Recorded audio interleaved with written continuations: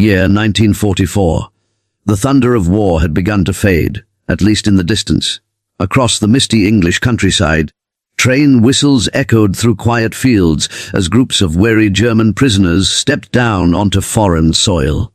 Their uniforms were torn, their faces hollow, their spirits burdened by defeat. They had expected punishment, starvation, perhaps even humiliation. Instead, they were met with something far stranger. Calm faces, clean uniforms, and the scent of roasted meat drifting from a nearby kitchen. The British countryside seemed too peaceful to be real.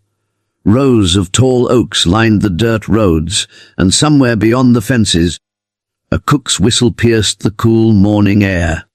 For these captured soldiers, the war was over. Yet something inside them couldn't let go of suspicion. What kind of enemy treated prisoners with dignity? What kind of victor fed the defeated? As they were led into the camp dining hall, the room fell silent.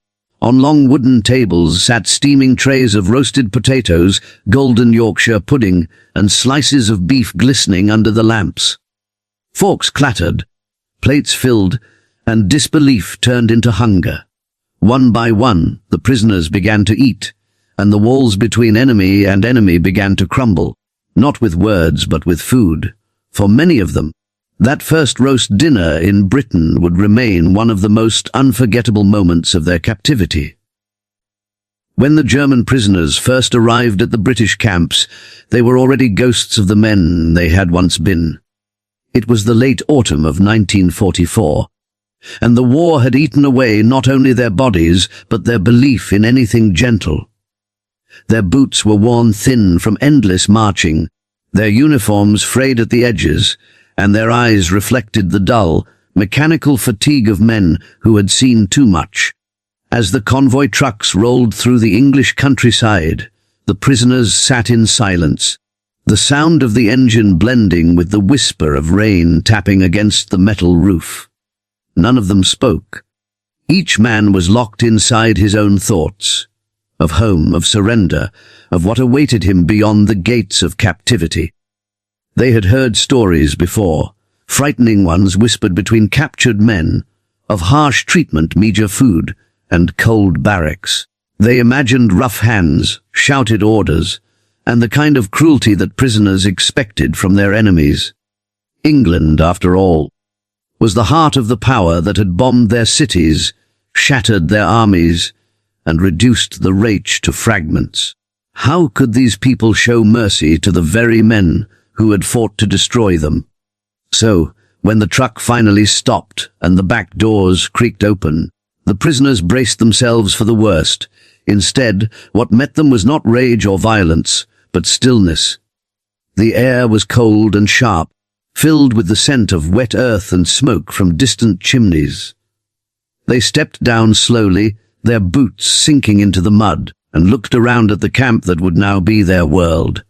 A wooden sign, freshly painted, hung near the entrance: prisoner of war camp, No. 186. The letters were clean and evenly spaced, a small but striking sign of order. The camp itself was not what they expected. Rows of wooden huts stood neatly aligned, their windows intact, the paths between them swept clean of debris. Beyond the fence, the faint green of the countryside stretched toward the horizon.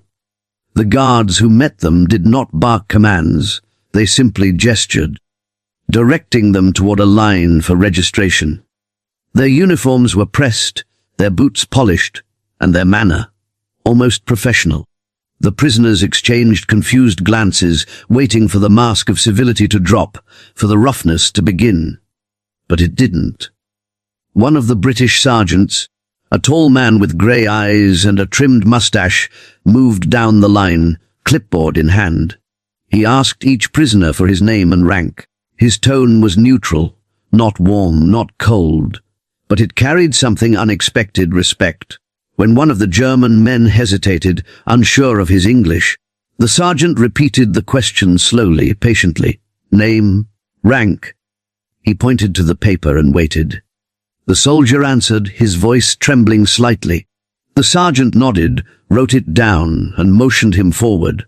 That was it. No shouting, No blows, just a process, clean and efficient. Like everything else in the camp, inside the men were led to their assigned huts, long wooden buildings with rows of bunk beds, thin blankets folded neatly at the foot of each one. A small stove stood in the center, glowing faintly. The smell of coal and iron filled the air.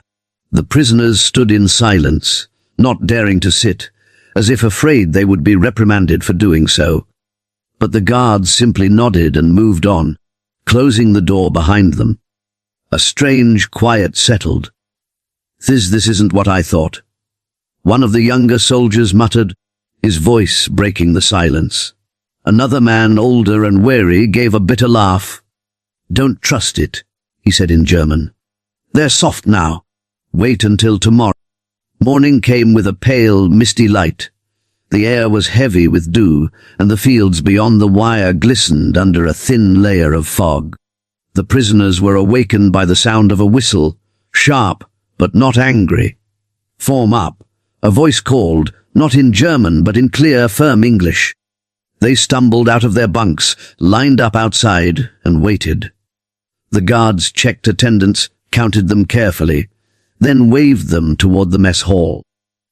And that's when they smelled it for the first time. It wasn't the smell of army rations or boiled cabbage, the kind of food that soldiers on both sides had grown used to. This was different, the rich, earthy scent of roasted meat. Some of the men looked around in confusion. One of them whispered, "Do you smell that?" Another nodded. "It can't be for us." The thought seemed absurd. The enemy wouldn't serve roast meat to prisoners, would they? Inside the mess hall, rows of long wooden tables stretched across the room. Steam rose from metal trays at the front counter, where British cooks, sleeves rolled up, faces flushed with heat, were serving portions of potatoes, vegetables, and something brown and glistening. The smell was stronger now, impossible to ignore. The prisoners hesitated at the doorway, unsure if they were even supposed to step inside. A guard nodded at them, pointing toward the trays. "One at a time," he said. "Keep the line moving." They moved forward, slow and cautious. One man picked up a tin plate, then another. The cook behind the counter looked him in the eye, smiled faintly, and ladled a slice of roast beef onto his plate. Then came a spoonful of peas, a scoop of potatoes, a drizzle of thick, dark gravy. The German soldier stared down at the food, his mind blank. It looked and smelled better than anything he'd eaten in months. They took their seats at the tables, still in disbelief. Some stared at their plates as if expecting someone to take them away. The older men waited for permission, unsure if it was a trick. But when the guards said nothing, a few of the younger ones began to eat, slowly, cautiously. And then, suddenly, the hall was filled with the sound of forks against metal, the low murmur of eating, the quiet sighs of men rediscovering what it meant to taste real food. For the first time in years, the food wasn't rationed to starvation levels. The roast beef was tender, the potatoes soft, the gravy warm and rich. It wasn't extravagant, but to men who had marched through ruins and eaten whatever they could find, it was a feast. They ate until their plates were clean, then sat in silence, unable to find words for what they felt. Some looked around the room, at the guards standing by the doors, and saw no mockery in their eyes, just watchfulness and something else. Humanity. In that moment, the prisoners began to feel a strange shift inside. It wasn't gratitude, not yet. It was confusion, a quiet, unsettling realization that the enemy they had been taught to hate might not be what they thought. Here, there was no propaganda, no speeches, no superiority, just men, feeding other men, even when they didn't have to. Later, as they returned to their huts, the air outside had cleared. The sky was pale blue, streaked with thin white clouds. Some of the prisoners walked slower than before, their minds turning over the day's events. One of them whispered, "If this is captivity, it's not what I feared." Another nodded, staring at the fence that surrounded them. Maybe war makes fools of all of us, he said quietly. We were told they were monsters. That night, they slept differently. The rain had stopped, and a faint wind rustled through the trees beyond the camp. The stove glowed softly, its warmth spreading across the room. In the half-light, the men looked less like prisoners and more like soldiers, simply resting after a long campaign.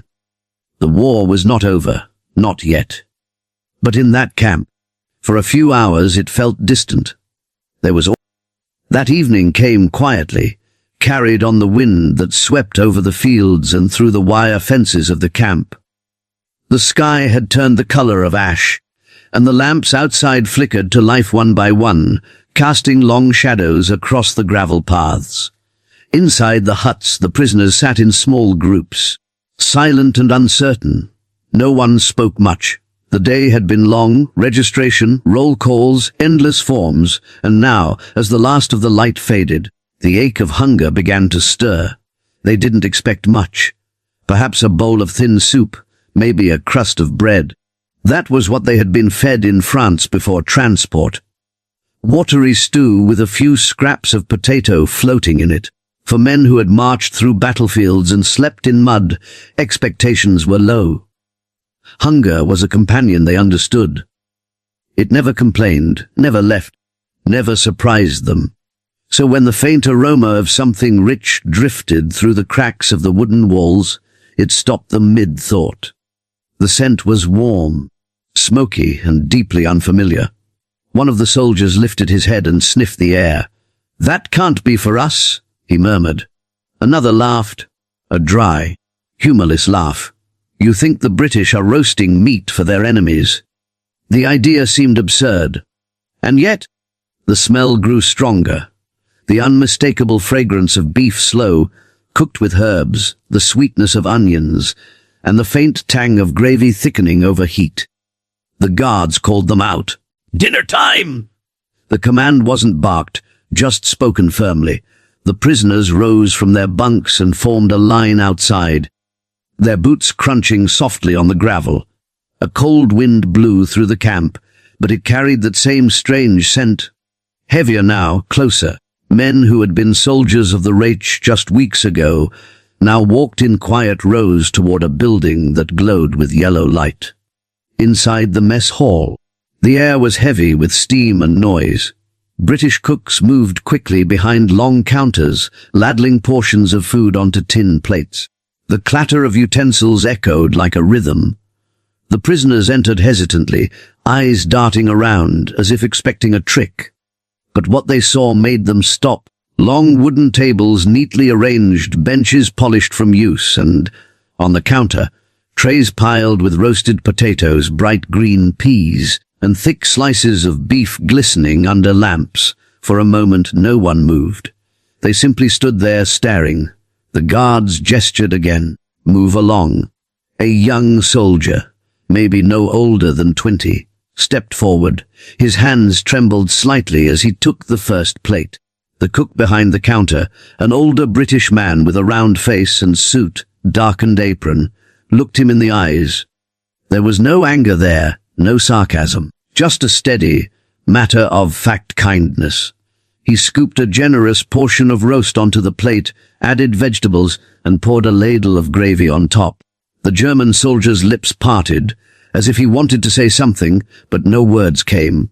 He moved aside, staring at the food in disbelief. The others followed, one by one.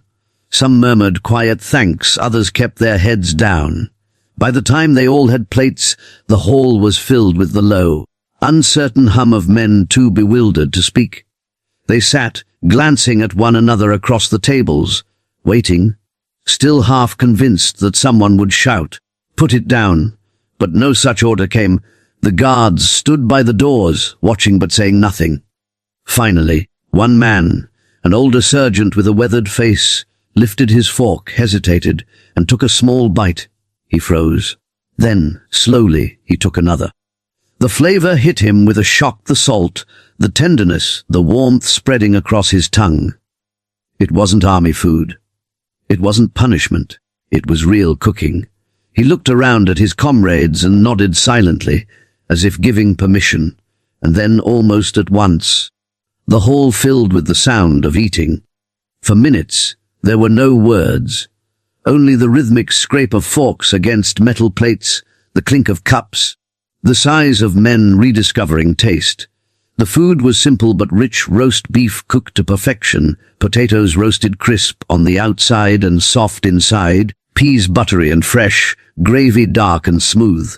Some of the prisoners ate slowly, savoring every bite as if afraid it might disappear. Others devoured it with quiet desperation, years of hunger and exhaustion spilling into each mouthful. One of the cooks leaned against the wall, watching. "Never thought I'd see the day," he muttered to another. "Crot's eating Yorkshire pudding like it's Christmas." The younger cook chuckled softly.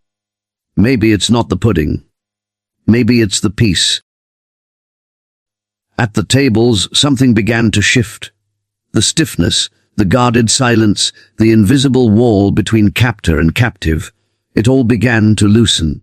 A few prisoners exchanged small smiles, shy and uncertain. One of them whispered, "This is real food." Another nodded, his voice low. "Better than what we had in the field." Someone laughed, not bitterly but softly, almost in disbelief. For the first time in years, laughter didn't feel forbidden. A guard standing near the entrance watched them quietly. He had fought in North Africa, had seen what war did to men. To him, these weren't monsters, just soldiers who'd lost. He caught one of the German's eyes and gave a small nod. The man hesitated, then nodded back. It was nothing more than that. A gesture so small it could have gone unnoticed. But in that brief exchange, something human passed between them. As the meal went on, conversations began, hesitant, fragmented but real. Some prisoners tried to speak in broken English, others responded in halting German. "Good," one said, pointing to his food. "Very good." The cook smiled, gave a thumbs up, and replied, "Eat up, mate." "Plenty more." The room warmed, not just from the stoves, but from something deeper. By the time they finished, the tension that had filled the air earlier was gone. The men leaned back on their benches, full for the first time in months. Some stared down at their empty plates, as though unable to believe what they'd just experienced. The younger soldiers seemed especially dazed, as if they'd stumbled into another world, one where enemies served them food instead of bullets. A few of the older men, veterans of both the Eastern and Western fronts, sat quietly, lost in thought.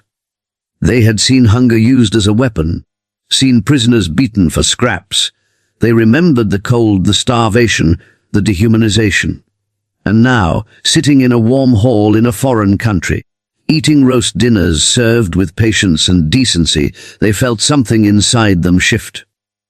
The propaganda, the hatred, the pride, it all began to feel distant, almost childish. That night, back in their huts, the talk continued in low voices. "Why would they feed us like that?" one asked. "To make us talk," another guessed. "No," said the older sergeant. "They don't need anything from us. They're just different." He stared into the glow of the small stove, his expression unreadable. Maybe this is what strength really looks like. Outside, the rain began again, tapping against the windows. The camp was silent except for the soft murmur of men trying to make sense of kindness in a place they had expected cruelty. The smell of roast still lingered faintly in their clothes, a ghost of warmth in the cold night. Over the following days, the routine continued. Work details, roll calls, chores, the structure of captivity. But every evening, when dinner came, the hall filled again with the same sense, the same quiet disbelief. The British cooks didn't change their tone or manner.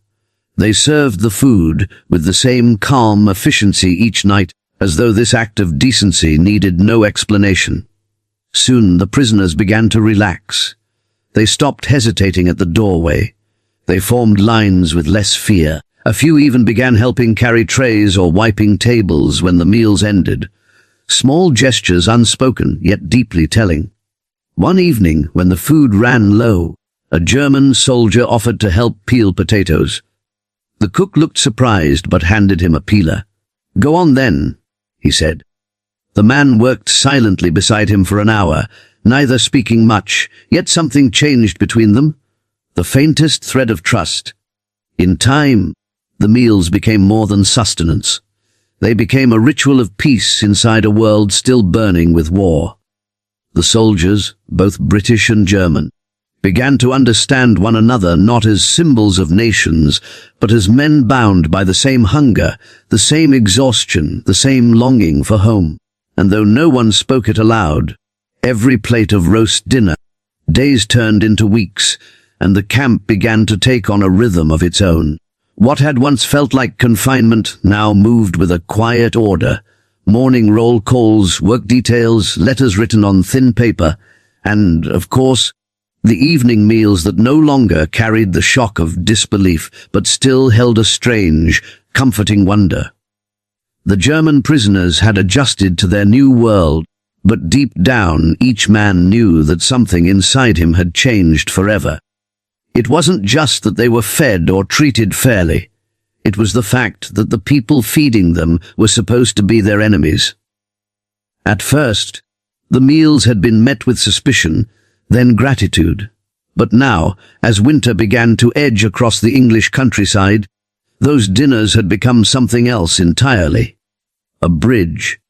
Each night the dining hall glowed like a small beacon in the middle of the cold, grey camp. From outside it looked ordinary, just another wooden building with smoke curling from the chimney.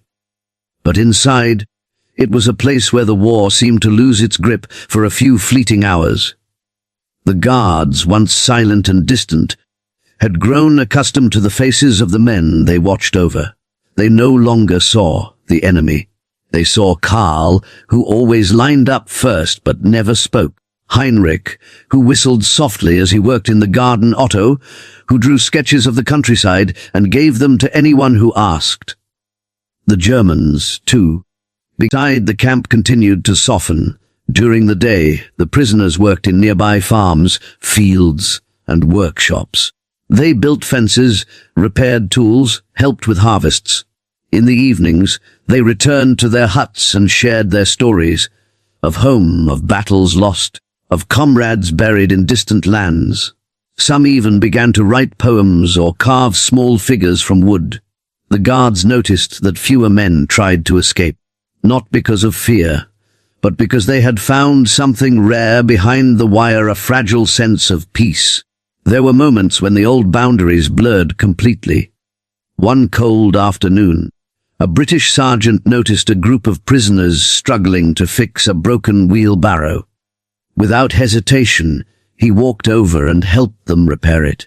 They worked side by side in silence, and when the job was done, one of the Germans extended his hand. The sergeant paused, then shook it firmly. No one spoke. They didn't need to.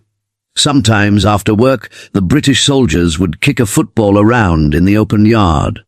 At first, the Germans just watched from a distance. Then, one day, one of them joined in. Soon there were mixed teams, laughter, shouts, the thud of boots on frozen ground. For those few hours, the fences didn't exist. There were no flags, no sides. Just men playing a game, warming themselves with motion and the brief illusion of normal life. As winter turned to spring, the camp changed with the season. The trees beyond the wire began to bloom again, and the days grew longer. The cooks opened the windows of the mess hall to let in the fresh air, and once more, the smell of roasted food drifted across the camp. It no longer brought disbelief, just comfort. The guards and prisoners had settled into an unspoken understanding. This was survival, not in the sense of staying alive, but in the sense of keeping the soul intact. The meals, the small acts of kindness, the quiet respect, all of it reminded them that even amid the ruins of Europe, decency still had a place.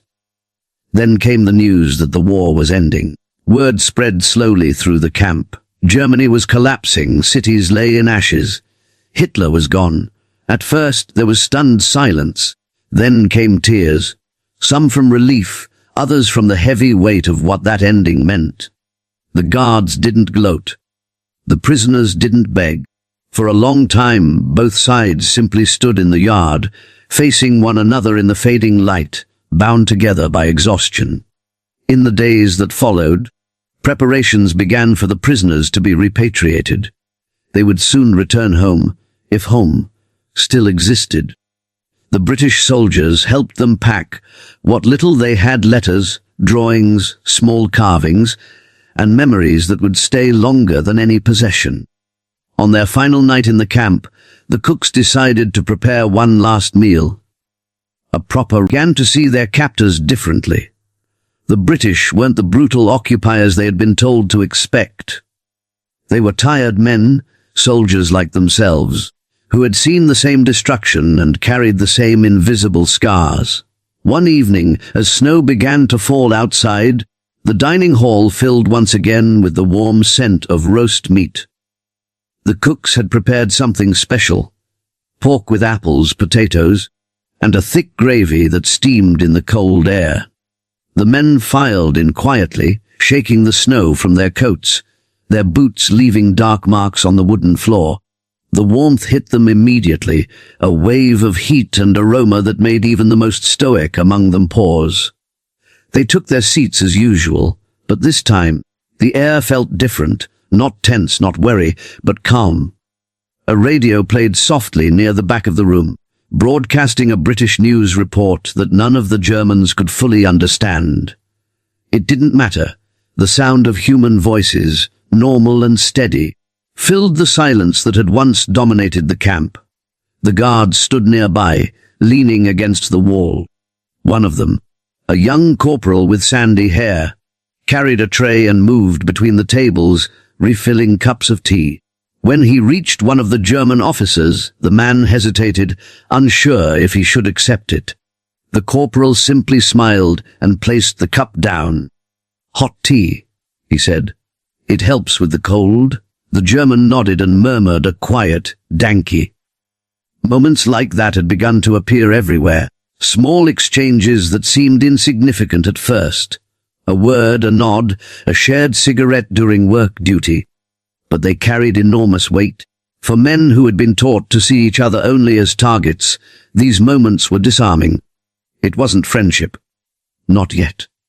It was something quieter, humbler, mutual recognition, a sense that behind every uniform, there was a man who had once believed he was fighting for something that made sense, and who now wasn't so sure.